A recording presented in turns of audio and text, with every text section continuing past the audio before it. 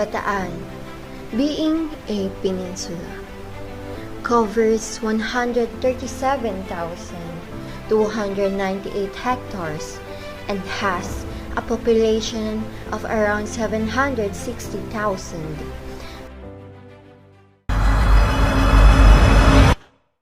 Nay, ano pong pangalan nyo? Gloria, Kapitan! Pagka sinabing coal plant, ano naiisip nyo? Nakakatakot, nakakamatay.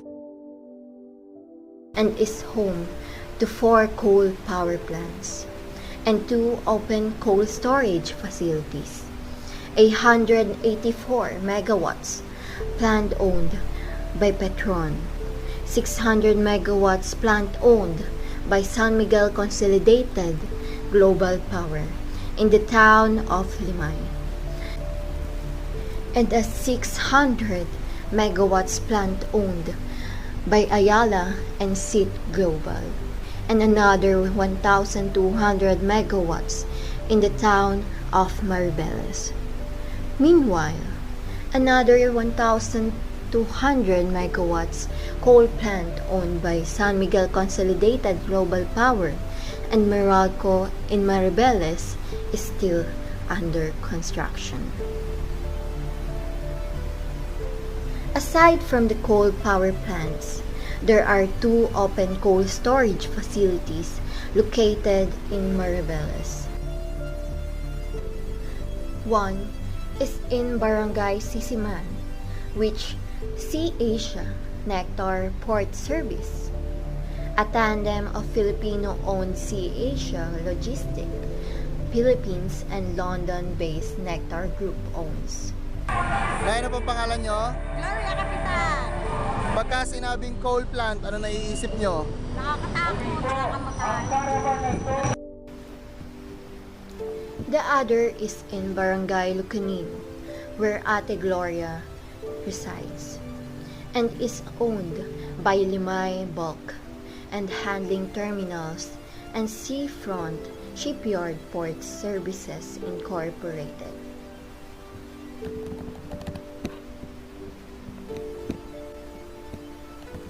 The COVID-19 health crisis came at a time when communities in the coastal province of Bataan have already been suffering from respiratory illness and serious health and environmental degradation. This health condition is believed to have been brought by the massive environmental pollution from coal-fired power plants. Many residents from the coal-hosting communities in Maribeles and Limay, particularly fishers, farmers, women, and informal workers, have worsened their sufferings from a weakened respiratory system and related illness due to exposure to coal ash and particulates. Having this as a precondition, the communities are all the more vulnerable to be afflicted by the COVID-19 and thus these communities face a common and collective risk, most especially during this health pandemic. This is not surprising, as various studies have already proved that coal power produces millions of tons of toxic solid waste byproducts, including fly ash, bottom ash, and flue gas desulfurization sludge, which contains mercury, uranium, cadmium, thorium, arsenic, and many other highly toxic heavy metals in its operations. Moreover, the community believed that they were deprived of their right to have access to adequate information and, more so, proper consultations regarding the impacts that these coal plant projects would have on them. Public consultations for the earlier coal plants were only limited to pro-coal supporters of the project, thus stripping off the people of the right to information and democratic participation.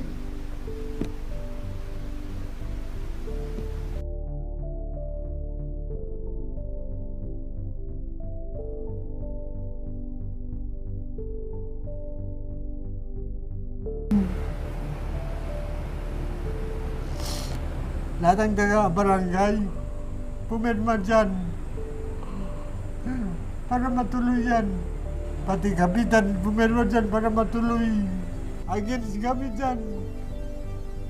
Bakit ho kayo nag-against niyan? Siyempre, nawala lahat ng kabuhayan namin.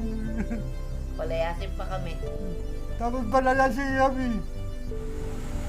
Saan kami pupunta? Ibalik kung may relokasyon, tapos may pangkabuhayan ba? Kaso wala. Lilipatan namin, lit-lit na bahay. Saan Parang ho? kulungan lang daw ng baboy. Saan ho banda? Sa may limay po. Sa Limay din. Eh, palapit lang din yun. Walang pinagkaiba. Malapit lang Abot din ang amoy. In 2016, as the San Miguel Corporation coal plant's construction was nearing its completion, the company has initiated its test runs that produce 220 tons of coal ash daily with no adequate waste ash disposal facility. Instead, the company has dumped the ash to a temporary ash pond, which was just a few meters away from the community.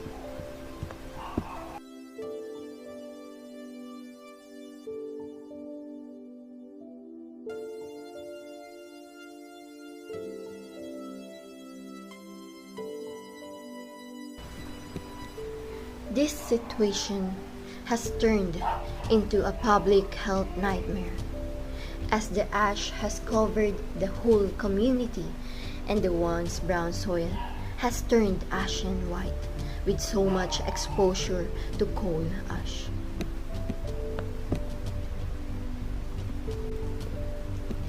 Residents has complained about getting sick due to the massive dust, ash pollution, and the foul smell coming from the coal plant. Most of the affected residents were within the stock shadow ranges and have developed respiratory problems, skin infections, as well as dizziness as a result of exposure to coal waste. In the initial random survey conducted by CFBM, which covers 354 respondents, of which 330 are from Sitio Petsite and 24 from Sitio Ayam. At least 102 of them are children below 5 years old. Not just the health, but rather even the livelihood of fishermen in the area have been severely affected due to the toxic water it releases to the ocean that have contaminated the fishes around the bay.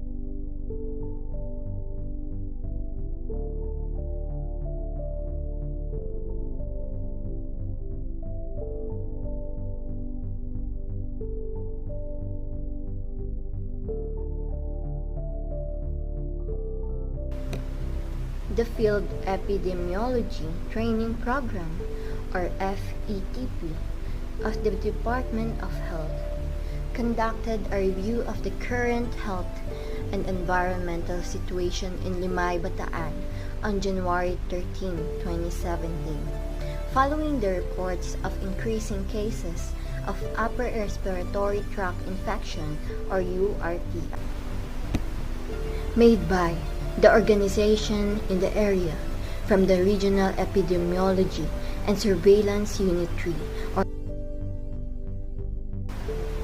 During the course of the research by the DOH, their team reviewed municipal health records and morbidity cases recorded from 2010 to 2016, interviewed local health personnel, local government, as well as residents themselves.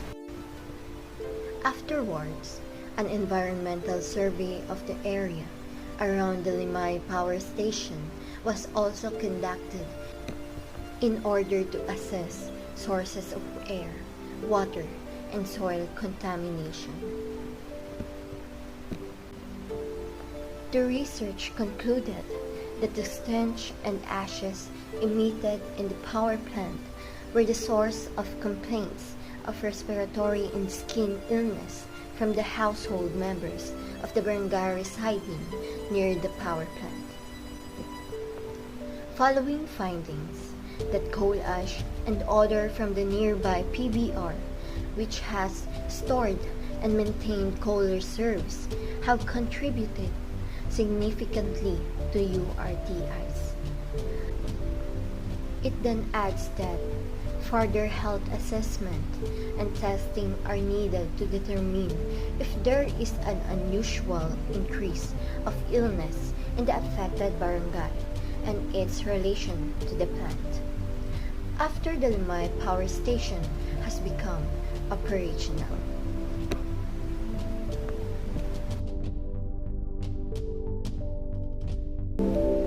The health issues have never ceased since the power plant operated, as the resident described their health problems as pabalik-balik or intermittent, especially when the stench is strong and the ash is thick.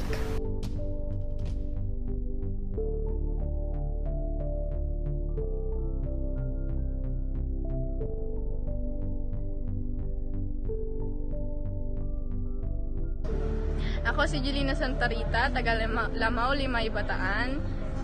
Ano yung epekto ng coal-fired power plant sa iyong kalusugan? Nahihirapan po akong huminga pagka nagpapasingaw po sila ng mabahong amoy. Tapos pag yung pag-aaral po namin na naaapektuhan dahil po sa ingay nun. Tapos pag gabi nakakatrauma kasi hindi mo alam kung ano yung tunog na yun, basta ang ingay. Ako si Robin Rabasto, chairman ng Barangay Lamao sa Samamang Isda. Dito po sa amin, sa lugar namin, talaga po kami hirap na hirap po rito dahil sa problema nitong coal plant. Sa tindi ng presyo sa amin itong alikabok. Lalo na po itong panahon na to ng buwan ng December, itong month, nandito po talaga sa amin yung pinakamatinding pinsala ng alikabok na galing dyan sa coal plant. Yan po ang gusto namin na mawala rito sa amin para marami na nagkakasakit. Ano po yung naging epekto ng coal-fired power plant sa inyong kalusugan? Ay, marami po dahil sa problema nga po niyan, yung sakit sa balat, sa baga, karamihan ng mga bata. Bilang isang mangingisda po, ano po yung naging epekto ng coal-fired power plant sa inyong hanap buhay? Parte sa dagat talagang malaki rin ang pinsala niya kasi sa lumalabas na tubig diyan sa kanilang pinaka drain talagang mainit kasi at saka marumi, kaya maraming isda na talagang nawala diyan sa lugar namin na to sa Lamao. Sa pier po, madalas kami bawalan. Dati naman po maluwag kaming nakakapaghanap buhay dito sa tapat po ng Lamao. Buhat po na itinayo yan. Yan nga po. Umpisa na po silang nagbabawal sa mismong lugar po namin. Sila na po ang may karapatan ng tabing dagat. Hindi na po kami na talagang lehitimo na naninirahan dito. Bilang isang mangingisda po, paano nakaapekto sa inyo ang coal-fired power plant? Ako bilang isang mangisda, magandang hapon po. Ako po bilang isang mangisda, ang epekto talaga sa amin ng coal plant, hindi lang sa pangisdaan, kundi pati ang kalusugan ng mga mamamayan. Dati po ako po, wala akong nararamdaman na hika. Hindi ako hinihiga, hindi ako hiningal. Dati nung wala pang pultan. Pero sa loob ng 5 taon, dito ko po naranasan ng kahit nakaupo ako, hinihingal ako. Kahit anong gawin ko, basta wala akong gamot, hinihingal ako. Eh, yun po ang matindi na inabot namin. Hindi lang ako, kundi marami nang namamatay na nagkaroon ng sakit sa baga. Dahil yung alikabok na pinong-pino na 2.8 na alikabok, mas pino pa sa pulbos, ay pumapasok po sa baga ng tao. Sa pangingisama naman po, ay oo nga, mayroon na huli, pero po ang kundi na. Hindi kagaya nung wala pang full plan. PNOC pa lang noon, planters, marami pang isda noon. Pero nung dumating itong full plan na hindi naman namin pinangarap, may unti-unti pong nawawalang isda.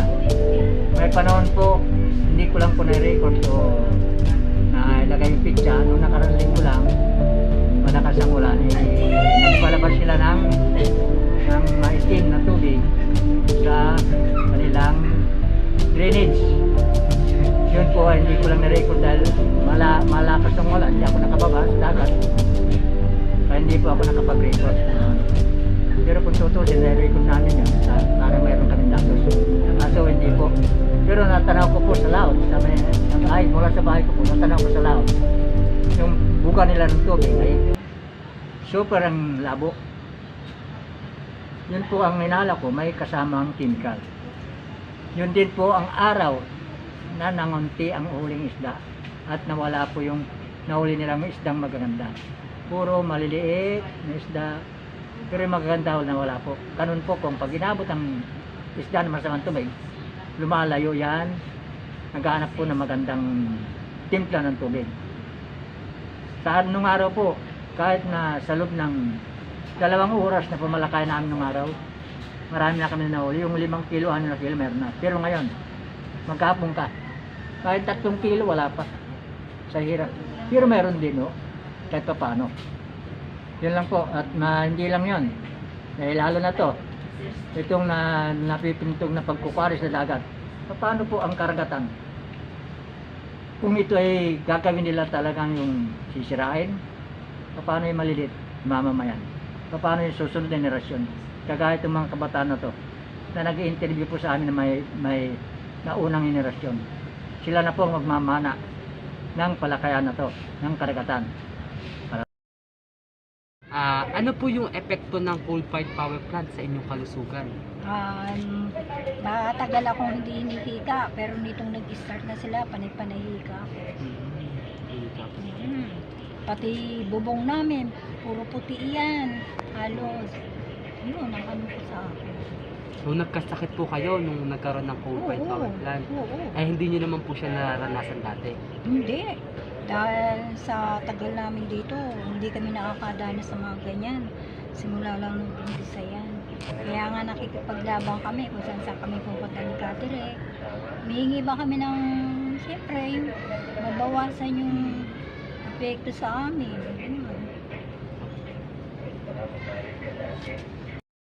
Kung saan, Tagalamang. Ano po yung naging epekto ng coal-fired power plant sa inyong kalusugan? Marami yung nagkaroon ng rashes, kati-kati sa mga buong katawan. Nagkaroon ako dati nun, yung bata pa ako.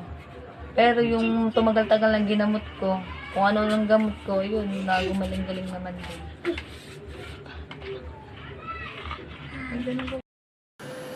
Ano po yung naging epekto sa inyo ng coal-fired power plant? Gaya nung dati na mga nararamdaman namin dito sa planta na to, kami mga nakakasakit. Hanggang ngayon pa rin naman, yung pa rin naman din ang nararamdaman namin. Yung mga nananakit ng mga paa, mga ulo. Yan, hindi nawawalan ng mga bata, hindi nawawalan ng ubo, sipon. Yan lang ang ano namin, yung talagang ayaw namin talaga dyan na sa planta na yan. Ano po yung naging aksyon ninyo sa nararanasan nyo po dito? Aksyon namin, sana, ano na tong planta na to. Kasi hanggat nandito to, hindi mawawala yung mga nararamdaman natin. patuloy pa rin natin mararamdaman kasi maandar pa rin siya. I am Emily D. Pajardo. I am the Secretary General of Alyansa ng Manggagawa sa Bataan. Our office is located at 421 San Nicolas Street, Barangay Poblacion, Maribeles, Bataan. The GN Maribeles Coal-Fired Power Plant is located in Barangay Alas Asin, Maribeles, Bataan. The said plant is 3 to 5 kilometers away from the workers' community like Palau Homes, Friendship Village, workers community in Sisiman, Barangay Baseco, and Barangay Alas Asin, and other barangays which is within the 10-kilometer radius of the said plant. Aside from that, the former Bataan Export Processing Zone, which is known today as Freeport area of Bataan, is also within the 10 kilometers radius. The PUB recorded 30,000 of workers who are working in the said Freeport area. So we can say and we can tell that in everyday life of the workers, since from the time they wake up, eating their breakfast, traveling from home to their working place, in every minute and every hour of their life, they are exposed in the pollutions which is came from the said coal-fired power plant. In 2018, we have recorded 200 to 300 children who have suffering asthma in Palau homes. This is the very first time that the community have hundreds of children who have asthma. And also the Barangay Sisiman Health Center recorded from 2018 consistently in every year they increasing in numbers in pulmonary tract infection, and most of the infected are workers. So we can tell that the cause of this cause of these pulmonary infections, skin rashes, are which is experienced and experience of the workers came from the coal-fired power plant, which is operational since 2018. We have lots of asthma also in case of the workers. So we can tell that it came from the coal-fired power. Okay. Good afternoon. Ang naging epekto ng coal-fired power plant o kaya yung tinayong planta dito sa amin sa lugar namin sa Limay, Limay, Bataan ay unang-una ang displacement ng mga tao na hindi naman binigyan ng tamang relokasyon at binayaran lang ng hindi rin tama ang pagbayad sa mga bahay na naalis. Plus yung mga punong nawala, hindi rin tama ang pagbabayad. Plus yung kanal, nawala rin po yun. Yung mga kabuhayan ng mga tao doon ay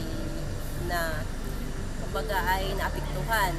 So, sa halip noon nung wala pa si planta, yung mga tao hindi sila namimili ng tubig. Kumbaga doon sa tabing ilog na ngayon ay sinakop na ng coal-fired power plant, ay nawala na yung pinakabalon doon. Maraming balon doon eh.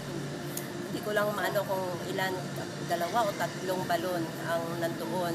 So ang malapit doon ng mga kabahayan, doon sila nangunguha ng kanilang tubig panluto, panlaba. Minsan pag magandang ng tubig, so yun na rin, tubig inumin na rin nila. Ngayon, so ang epekto noon, malaking epekto sa aming mamamayan dito, lalo na sa kabuhayan.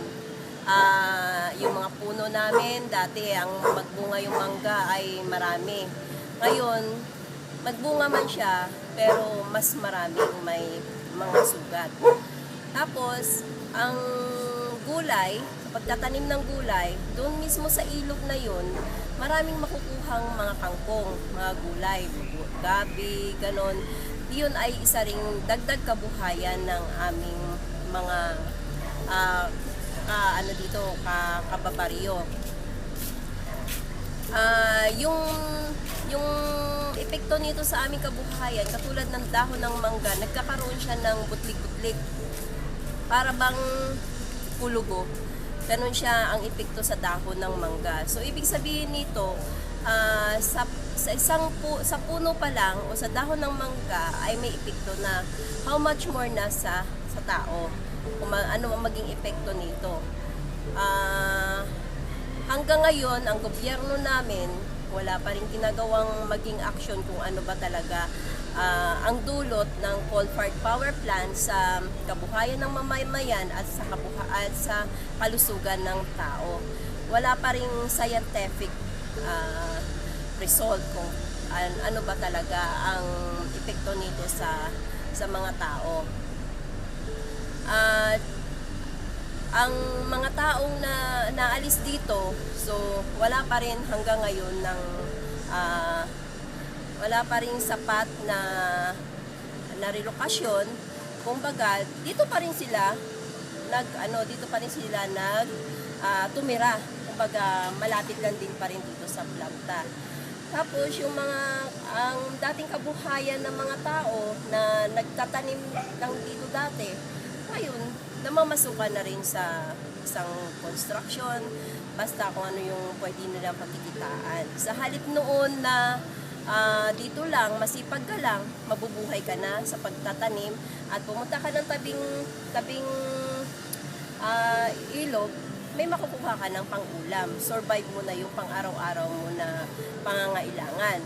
So, ang isa pang epekto nito ay sa mangingisda.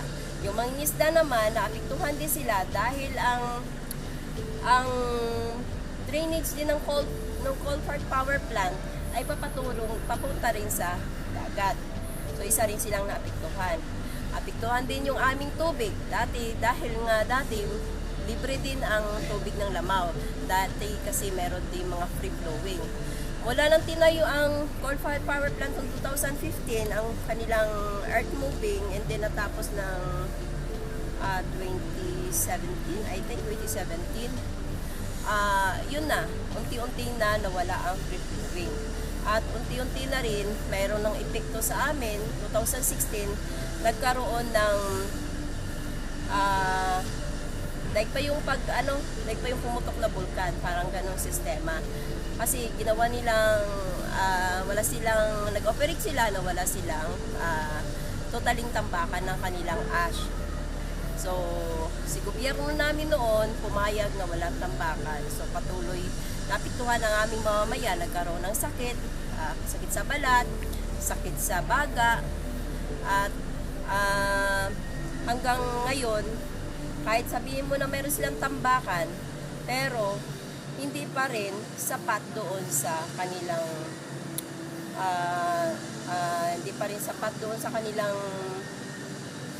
tinatapon sa bawat araw. So, pag oras na magbaha o malakas ang ulan, so bababa pa rin yung kanilang ash. Pupunta pa rin, dadaloy pa rin dito sa creek o sa ilog, pupunta pa rin sa laot pa rin, pupunta pa rin sa dagat. So, ang number one na maapektuhan talaga ang kabuhayan ng mga mahihirap, magsasaka at saka mangingisda. So, kung sino pa yung mahihirap na sektor, yun ang laging nagsasuffer. Tapos, yung mga dating wala kang sakit na asthma, ngayon nagkakaroon ka na ng pulmonary. Nagkakaroon ka na ng asthma o kaya hika. Tsaka nagkakaroon ka ng skin asthma o kaya nagkakaroon ka ng rashes dahil nga siguro epekto na ito sa coal-fired power plant. Lalo na ngayon, December, magpapaamihan na. So, suffered na naman kami ng amoy, alikabok ng coal-fired power plant. Lahat na pananim namin, loob ng bahay namin, nagkakaroon ng ash. May kulay gray at saka itim. Yung kulay gray. Nagkakaroon ng kulay gray at saka black sa loob ng bahay namin. So, ibig sabihin nito, pati doon sa aming inumin or pagkain ay pumupunta rin yung ash. Kumbaga, ito ay hindi lang nalalanghap, pati sa pagkain sumasama. So, hindi pa namin alam kung ano maging epekto nito sa aming katawan. So, tapos, ito, kahit anong linis mo, kahit sa mga damit, pumupunta rin, nagkakaroon ka ng nangangati yung balat mo. So, ibig sabihin nito, ang epekto nito sa katawan namin, yung ano ng whole part na to, hindi lang sa amoy, hindi lang sa alikabok, kundi pati na rin sa kinakain namin. Mayroon sigurong epekto ito, pero hindi pa namin alam kung ano talaga. Kaya wala pang scientific na makapagpatunay talaga na ito ay napakalaking epekto sa aming katawan. Iyon ang yun sana ang hinihiling namin na mabigyan ito ng kasagutan ang aming mga tanong. Sana po mayroong pong tumulong sa amin ng mga scientists para po mapatunayan na ang coal-fired power plant ay napakalaking epekto sa kalusugan, hindi lang sa kalusugan, hindi pati rin sa ating kalikasan. Before, meron kaming 70 na pre-flow na ng tubig dito sa aming barangay. Pero nung itayo ang coal-fired power plant, unti-unti ito nawala hanggang sa wala na halos natira. Meron yatang natira, isang piraso na lang ng pre-flow ang dumadaloy dito sa amin. Sa amin namang mga pananim, ang mga pananim namin ay makikita mo paggising mo pa lang sa umaga, ang mga dahon nito ay mayroong mga puti na alikabok na nanggagaling sa coal-fired power plant. At ang naging epekto nito sa aming mga pananim, ang mga bunga ng mga fruit bearing trees namin ay hindi na halos nagtutuloy ang mga bunga o kaya nagiging bansot ang bunga nito. Sa mga palayan ay kukunti ang inaani ng magsasaka. Kaya ang salip na sabihin natin na nagkaroon ng ibang trabaho ang ibang tao dito, pero meron ding malaking epekto sa kabuhayan ng tao. Kaya ayaw namin sa coal-fired power plant. At ang meron pang isa na problema namin, yung mga nagiging sakit dito sa amin ay karamihan ng nangamatay po sa loob ng 5 taon buhat ng itayo ang coal-fired power plant. Karamihan ng namamatay dito sa amin ay mga cancer. At cancer sa baga, cancer sa suso, sa iba't ibang klase ng cancerous na hindi sabihin man natin na hindi naman namin sinisisi ang coal-fired power plant, pero wala kaming maisip na magiging dahilan ng pagdami ng pagkakaroon ng mga cancer dito sa lugar namin na hindi naman nangyayari noong araw dito. Ang naging malaking epekto ng coal-fired power plant dito sa aming lugar, lalo na sa komunidad, ay mula nung naitayo siya, hindi na nawawala ng mga may sakit, lalo-lalo na sa mga bata at matatanda. Ang pinaka nagiging bunga nito, yung paghina ng kanilang mga baga, kakaroon ng mga pulmon, at higit sa lahat, kung minsan, kadalasan sa ng panahon, yung sakit-sakit sa balat. Lalong-lalo na pag nagbabago yung kung monsoon ng hangin, kung amihan o habagat, doon nagkakaroon ng mga pagbabago. Kaya yung coal-fired power plant, hindi dapat talaga ginagawang ng gobyerno na gawing alternatibo para magkaroon ng tayo ng kuryente. Bagkus ay isipin yung magkaroon ng tinatawag na renewable energy. Kasi mas nakakapagbigay yun ng magandang epekto, lalo-lalo na sa mga kalusugan ng mga komunidad na nakapalibot. Pero sa tindi ng competition siguro, kaya ang mga coal-fired power plant lalo na dumadami dito sa ating bansa dahilan sa, yun nga, mas madaling itayo at madaling ibenta or makakuha ng tinatawag na resources. Pero kung sa epekto, malaking epekto nito sa komunidad, lalong-lalo yung nakadikit dito. Sa kabuhayan naman, hindi naman ganon kalaki ang progresibo ng pagkakaroon ng coal-fired power plant. Kasi kadalasan, sa panimula ng pagtatayo nito, doon lang dumadami ang hanap buhay. Pero kapag ito'y nakatayo na at operational, ang laki na ng epekto sa kalusugan, sa klima, ganun din sa kabuhayan dahil nababawasan na yung mga magtatrabaho sa planta, hinihingi na yung tinatawag na skill para makapasok sa mga coal-fired power plant na mga industriya. Yun lang ang maaari kong maibibigay sapagkat kung ako'y tatanungin kung sa kalusugan, hindi nawawala yung mga sakit at lalong lumulubha pa. Sa hakanap buhay naman, wala din. Sa panimula lang, pero sa pagpapatuloy ng pagtakbo ng planta, wala. Naghahanap ulit ng panibago. At ang laki ng epekto, lalong-lalo na sa mga artisano, yung tinatawag na mangingisda at magsasaka. Dahil ang laki ng epekto sa kanilang hanap buhay. Yun lang at maraming salamat. In Orion, adjacent town of Limay, there are reclamation in Barangay Santa Elena, Pag-asa, Wawa, Kapunitan, and Daan Pari. In Barangay Santa Elena, last year, during pandemic, 28 fishers were evicted from their homes and driven away from their livelihood due to a San Miguel affiliated company's reclamation activities in the coastal areas. An estimate of 10 hectares are being covered and reclaimed using coal ash as refilling material by a San Miguel subsidiary, according to the local fishers in Barangay Santa Elena and Puting Buhangin. Prior to this, a once 12-hectare fish pond was covered by coal ash from Petron and San Miguel Corporation coal plant in Limay Town by Shurewell Realty Incorporated, a subcontractor company of San Miguel in Barangay Santa Elena, where 11 families used to live and thrive.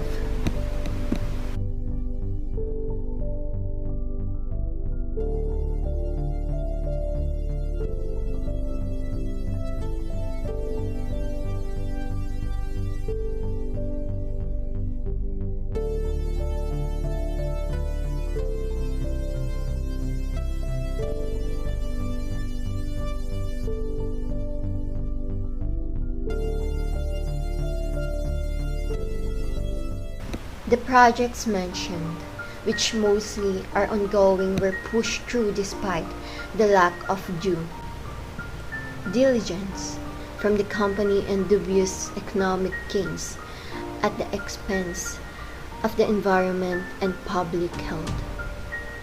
Thus, as long as this type of project exists, an emerging ecological disaster looms in the background. Despite the situation, the NCFBM have continued their efforts and have been consistent in defending the environment and their human rights and continue to demand accountability from businesses and from the government who are supposed to be protecting the welfare of the environment and human rights of the people. Pilit na tayong iyaano ng mga kapulisan. Bakit? Nandito lang tayo eh. Sir! Di ba dapat natin?